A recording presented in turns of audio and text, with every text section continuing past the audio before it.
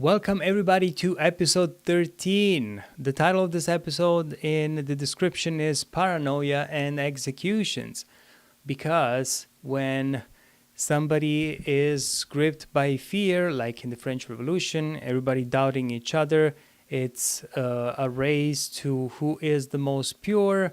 There is fear and there is terror because people are executed if they're not pure enough. So far, the French Revolution began as a fight for liberty, equality, and fraternity, but by 1794, those ideals lay buried beneath the guillotine. In this chapter of the Reign of Terror, the revolution turned on its own architects. Old friends become enemies, and the Republic's dream of a new world collapses under the weight of fear, betrayal, and blood. This is the story of how the revolution ended, not with a triumphant victory, but with silence, exhaustion, and the execution of its most zealous defenders. After the fall of the monarchy, the revolutionaries no longer had a single common enemy, so they turned on each other. The Girondins, who once called for their king's downfall, were now seen as too moderate by the radical Jacobins. The Jacobins under Robespierre claimed to represent the virtues of the people, but soon equated any dissent with treason. The revolution became a battleground of ideological purity, where yesterday's ally was tomorrow's enemy. The Reign of Terror institutionalized this paranoia.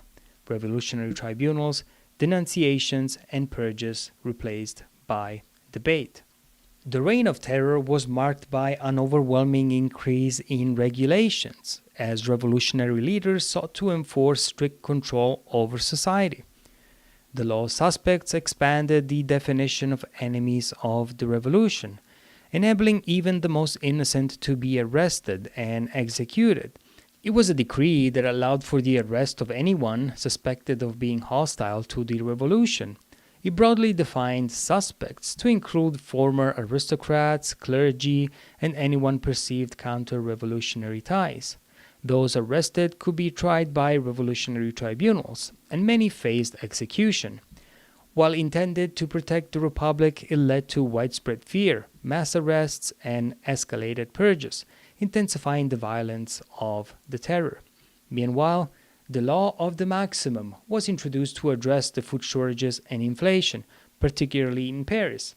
It set maximum prices for essential goods like bread, meat, and flour to protect the poor and prevent profiteering. The law also regulated wages and controlled food distribution, with authorities seizing hoarded goods.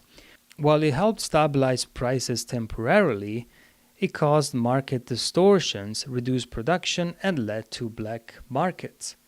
Leaders like Danton and Desmoulins, who had once stood beside Robespierre, were sent to the guillotine for being too lenient, their execution reflecting the cruelty of the terror. Robespierre's visions of la vertu, virtue, which he believed justified the violence necessary to protect the revolution, left little room for dissent. For Robespierre, revolutionary purity was a moral crusade, and the terror was a means to cleanse the Republic of corruption, even if it meant destroying former allies. Factions were no longer just political, they were a matter of survival. The extremists pushed for a new insurrection to purify the Republic, while the indulgents, like Danton and Desmoulins, believed too much blood had already been spilled. As the revolution turned on itself, betrayal became necessary for survival, and ideals were wielded as weapons. Jean-René Hébert and 18 of his followers were executed on March 24, 1794, for attempting to rise up against the revolution. Days later, the indulgents, Camille Desmoulins and Jacques Danton, were sent to the scaffold on April 5th, accused of colluding with counter-revolutionaries. With Marat's assassination, followed by the deaths of Danton and Desmoulins, the revolution began consuming its own heroes. In a deadly spiral, the Committee of Public Safety transforms the Revolutionary Tribunal into the Tribunal of Terror, designed to purge the Republic of all perceived enemies. Now, only two verdicts are possible: innocence or death. Across Paris, particularly in the Saint-Marcel district, executions rise to an alarming pace. In a matter of weeks, more than 1,400 people are guillotined, and Paris becomes overwhelmed by the grisly sight of the scaffold.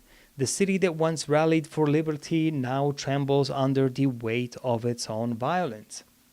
The Reign of Terror from September 1793 to July 1794 saw the French Revolution devour its own. Faced with foreign threats, internal rebellions, and royalist conspiracies, the revolutionary government, led by Robespierre and the Committee of Public Safety, turned to violence to protect the Republic.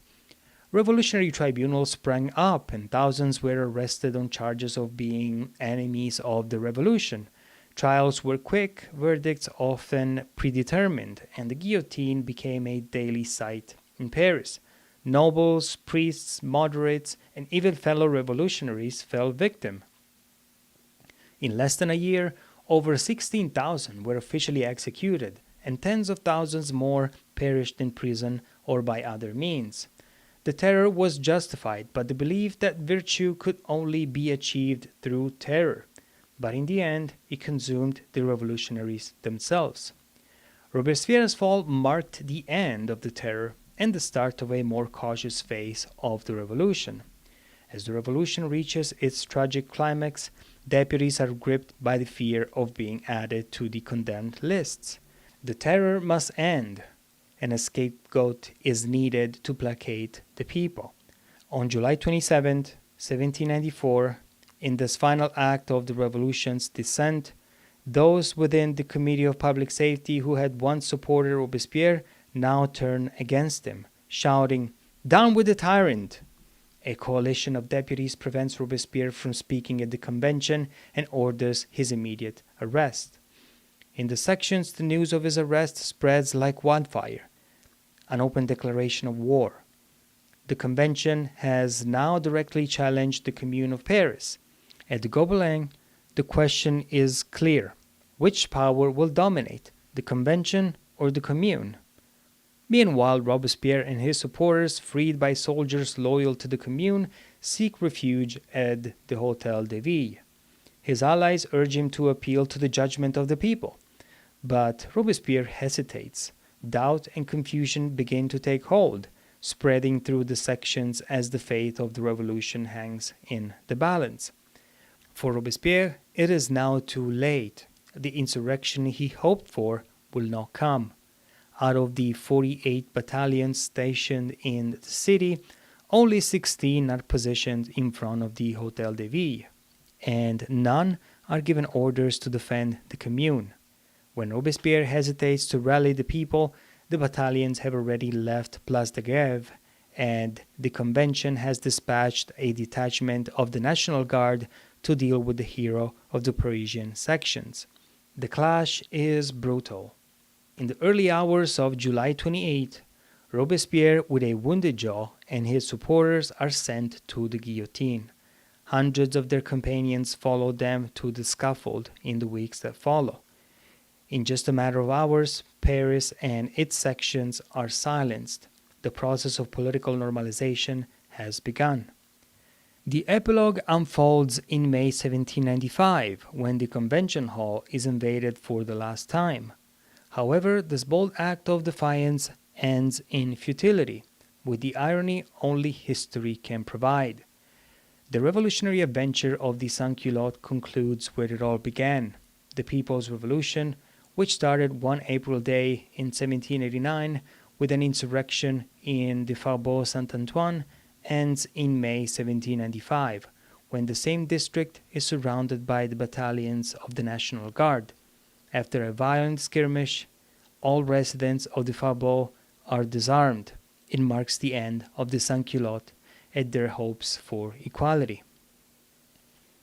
Well, since the storming of the Bastille in 1789, many dreams were shattered and countless lives broken. Yet, the French people became the first to draft the Declaration of the Rights of Man and Citizen. They succeeded in founding the Republic and planted the seed for an ongoing struggle for democracy, a struggle that was just beginning. The dreams of 1789 not only shaped the faith of the French people, but also inspired the world, leaving a legacy that would forever change history. And so the French Revolution closed one of its darkest chapters. What started as a fight for human dignity spiraled into paranoia, betrayal, and bloodshed. Yet the sacrifices of that era and the ideals forged through its trials will go on to inspire the world for centuries to come. The next episode will be a different one. Will be an episode more based on a philosophical thinking of the revolution that had major consequences for the years to come, and also we can say for the century to come, that shaped the world and created other terrors. Thank you very much for following up this far, and I will see you next time. Bye.